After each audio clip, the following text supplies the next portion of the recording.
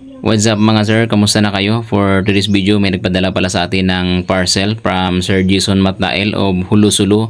Ang laman ng parcel nito mga sir ay isang receiver ng Inmax version 2 na Y-Connect. Ang problema pala ng unit ni Sir Jason ay nasira yung kanyang remote at nakalimutan niya yung 6-digit pin code na yun sana yung gagamitin for emergency purposes. For example, nasira yung inyong remote, yung 6-digit pin code yun yung gagamitin natin para ma-open natin ang ignition knob ng ating mga motor basta keyless at mapaandar natin yung unit. Pero mga sir, hassle yun sa part nating mga driver ng keyless na motor kasi matatagalan tayo sa pag-register ng 6-pin code. Kaya ang solusyon dito mga sir, pag nawala yung inyong 6-pin code at nasira yung inyong remote, ang ginagawa ko dito mga sir ay niretrieve ko yung code sa mismong receiver. So gamit yung ating scanner para makapag-register tayo ng bagong remote. Dito pala mga sir ay habang binubuksan ko yung parcel ni sir ay na-ready ko na yung ating key programming. So ready natin yung mga needle para makapag-extract tayo ng code na nanggaling dito sa immobilizer or sa receiver ng unit ni sir.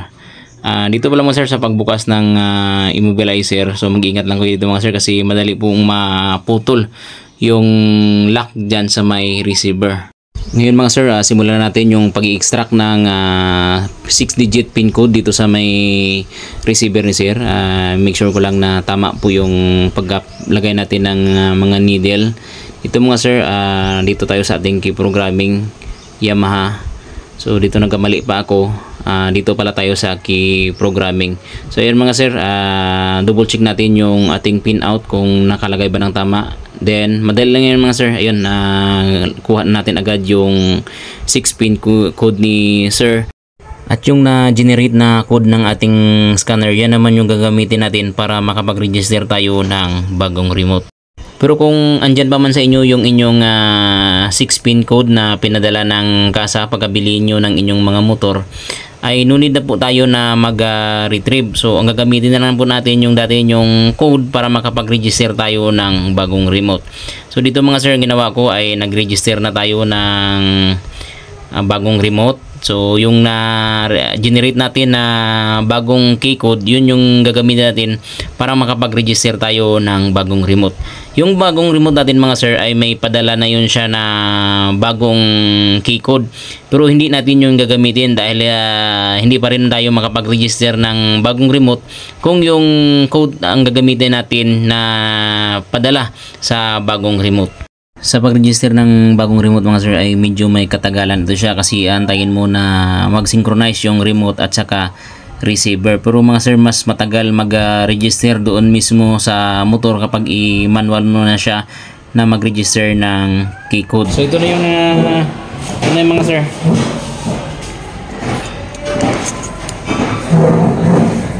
Ito na siya. So ito yung ni-register natin na remote, yung bagong remote ng receiver ni sir. So ito yun siya. Key registration completed. Please use the key detection function to check if the key function is performing properly. So okay lang natin. Yan na, na-register na. Then dito tayo sa testing FOB and ECU. So check natin kung baga paired na ba itong dalawa, itong receiver at saka remote. So okay lang natin, check natin ito. Yan, okay natin. Yan, okay lang natin. Please turn on the remote key, press and hold the function button until the lead on remote key flashes quickly. So okay na yan, nakauna yan siya. Okay natin. So ayan mga sir, key and vehicle matching is normal. So alright mga sir, so Sir Jason, okay na po yung remote mo. So okay lang natin. Okay na yan siya. So register na po itong remote ni sir at saka sa kanyang receiver. So sa gusto po mga sir magpa-duplicate,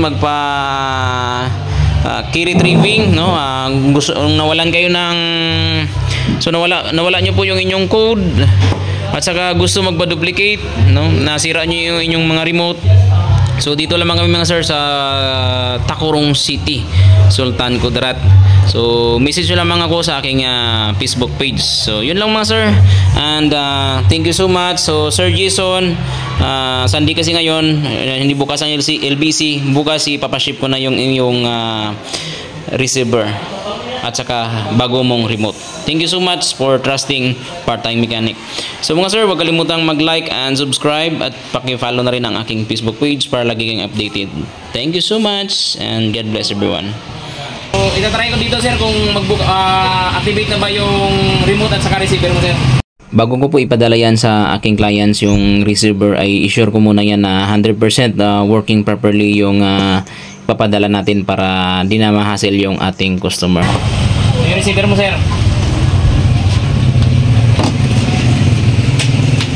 So yan, bukas na. So ito na sir oh.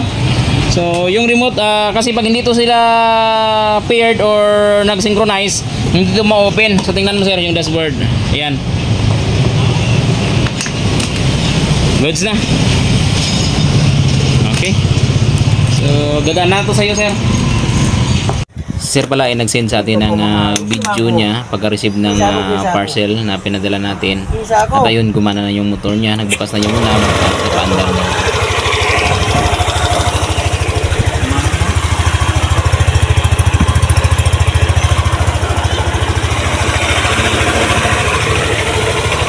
Salamat boss.